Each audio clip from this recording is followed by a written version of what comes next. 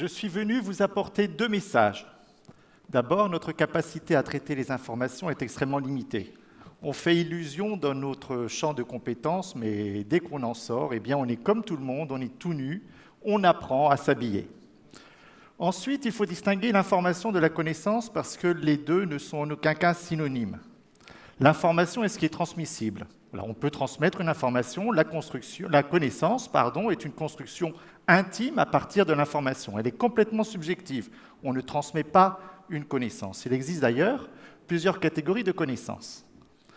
Alors, on va faire une petite expérience scientifique pour éprouver les limites de notre capacité à traiter les informations en dehors de notre champ de compétences.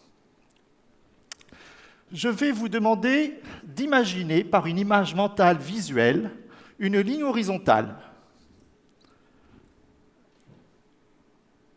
À l'extrémité de cette ligne, il y a des informations dans l'environnement, des sons, des formes, des couleurs, des mots.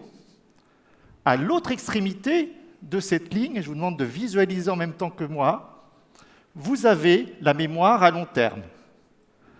Et au centre, vous avez une mémoire temporaire qui fait le lien entre les informations dans l'environnement et les informations dans notre mémoire à long terme. Cette mémoire-là, imaginez que c'est une marmite. C'est une marmite dans laquelle vous allez mettre les informations de l'environnement et vous allez chercher les informations dans votre mémoire à long terme et vous allez mélanger les deux. Cette mémoire temporaire s'appelle la mémoire de travail et elle est fondamentale pour les apprentissages, elle est fondamentale pour la construction de la connaissance et elle est extrêmement limitée pour chacun d'entre nous. Nous allons parler de la récupération, le fait d'aller récupérer les souvenirs, d'aller récupérer des informations qui sont dans notre mémoire à long terme. Vous connaissez les 7 jours de la semaine en français. Vous les connaissez parce que vous les récupérez très souvent.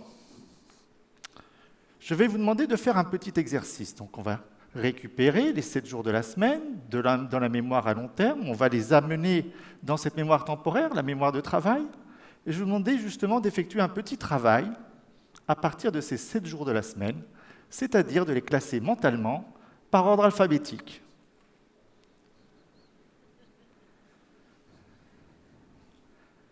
C'est pas évident. C'est difficile. Et nous ne faisons pas de la physique quantique, uniquement un classement alphabétique à partir d'informations qui sont profondément ancrées dans notre mémoire à long terme et qui le sont parce que nous les récupérons. Sinon, chacun d'entre nous a tendance à oublier ce qu'il ne récupère pas régulièrement. Chacun d'entre nous.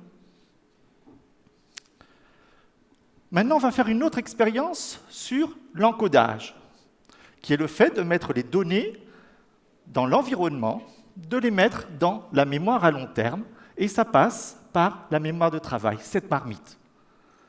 Je vais énoncer les 7 jours de la semaine en russe, et on va les répéter. Alors je vais prendre mon accent französisch, et on va les répéter plusieurs fois, on va voir si la répétition à l'identique marche. Vous allez répéter dans votre tête Poniedzielnik, wtornik, sreda, четверг, пятница, subota, воскресенье. Je détache bien les syllabes. Poniedzielnik, wtornik, sreda, четверг, пятница, subota, воскресенье. Plus vite. Poniedzielnik, wtornik, sreda, четверг, пятница, subota, воскресенье. Vous pouvez répéter. Après, on parle un petit peu, on s'interrompt, etc. Qu'est-ce que vous avez retenu? Pas grand-chose. Peut-être que les arabisants, s'il y en a parmi vous, auront retenu Poniedzielnik, wtornik. Parce que cela correspond à une correspondance en langue arabe. Bien. Donc, répéter à l'identique, comme ça ne marche pas. Pourquoi? Eh bien, parce que cette mémoire temporaire, cette mémoire de travail, elle est saturée d'informations nouvelles. Donc, et d'autre part, il n'y a pas de point d'ancrage. À quoi ça correspond? Qu'est-ce que l'on a, nous, francophones, dans notre mémoire à long terme pour raccrocher ça? Il n'y a pas de point d'ancrage. Donc, répéter à l'identique, ça s'appelle le traitement de maintenance de l'information. On maintient les informations temporairement.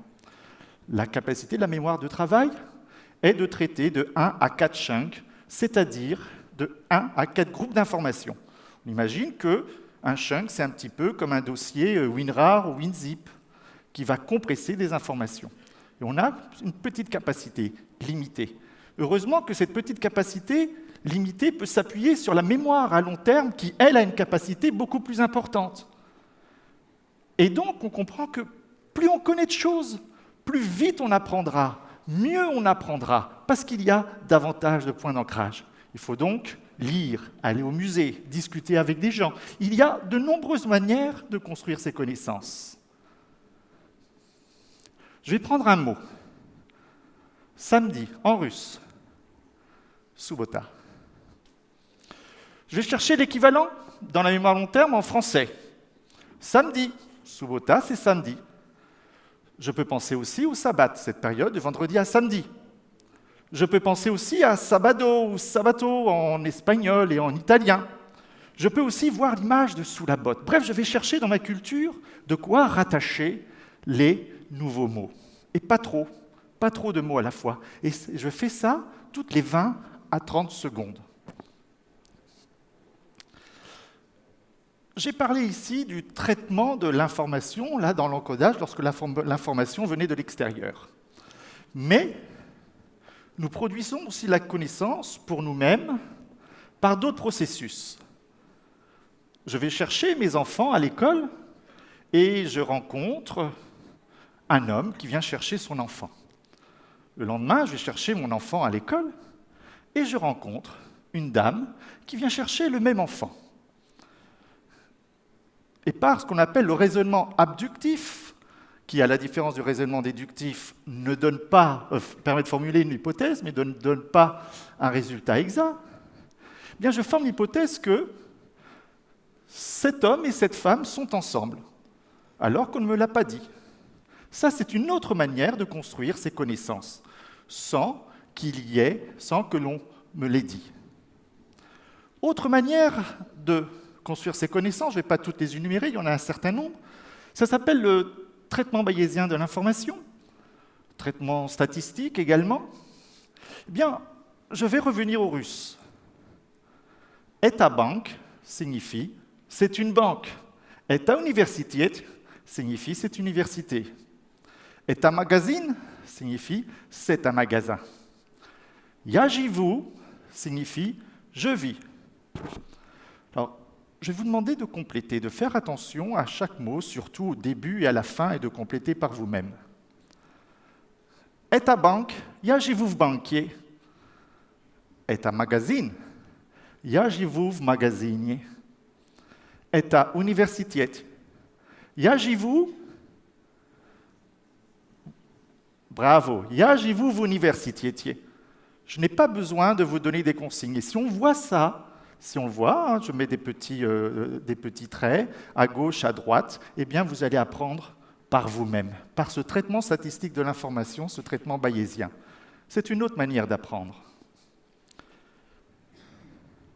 Pour apprendre, on n'est pas neutre, on crée un filtre. Ce filtre qui est créé grâce à nos connaissances préalables, c'est-à-dire à tout ce que l'on a appris dans le passé, tout ce que l'on a fait. Et on projette ce qu'on appelle un schéma mental, et ce schéma mental agit comme un filtre. Des chercheurs ont fait une expérience absolument fascinante. Ils ont proposé un texte qui était un texte descriptif, qui décrivait une maison, et ils ont demandé à 2 groupes d'apprenants. Le premier groupe, ils leur ont demandé de se mettre à la place d'un voleur. Donc, ils lisaient la description de la maison. Et l'autre groupe devait se mettre à la place d'un agent immobilier. Voleur, agent immobilier, ce n'est pas la même chose, hein, on est bien d'accord. Eh bien, et après, on a évalué ces 2 groupes. Ils n'ont pas mémorisé la même chose, ils n'ont pas compris la même chose, alors que le texte était rigoureusement identique. Lors d'un stage de neuropédagogie, j'ai pris 2 groupes d'apprenants. Au premier groupe, je leur ai fait lire un texte en espagnol alors qu'ils ne connaissaient pas l'espagnol. Ils me disaient « j'arrive pas à lire, c'est de l'espagnol ».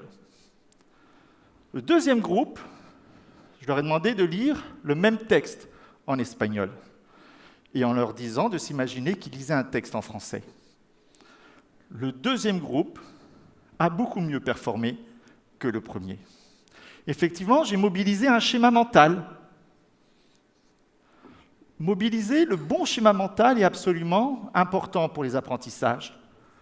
Si je vous pose une question, un problème, pourquoi le hérisson ne peut pas traverser la route ? Pourquoi le hérisson ne peut pas traverser la route ? Et vous allez me dire, Pascal, tu déconnes, les hérissons, ça traverse la route, il y en a même qui malheureusement se font écraser. Eh bien, vous avez analysé ce problème à partir du point de vue de l'individu et de l'être humain.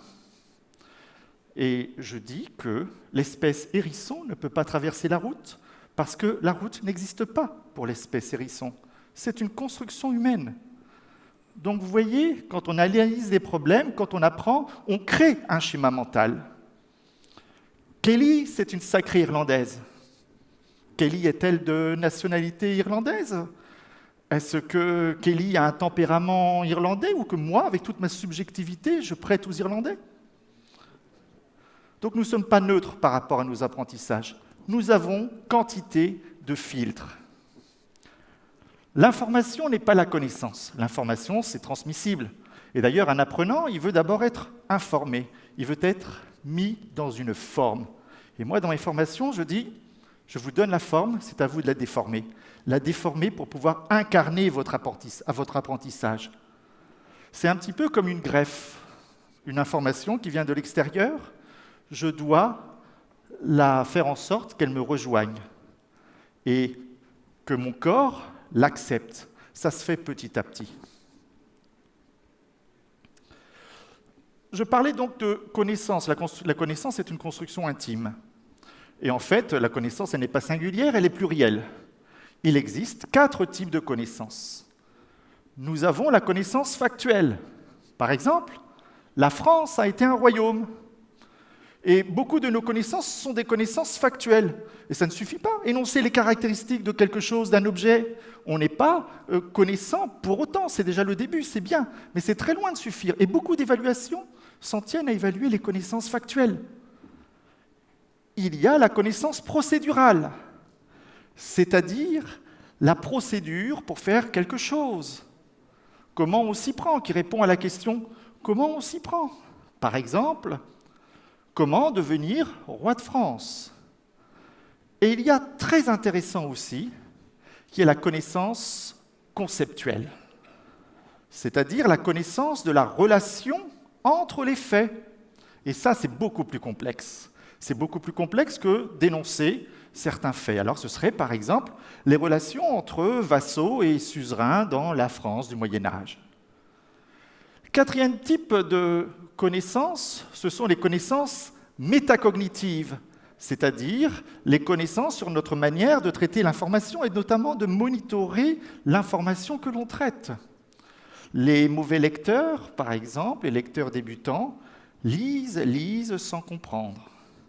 Les bons lecteurs lisent en monitorant en même temps leur compréhension.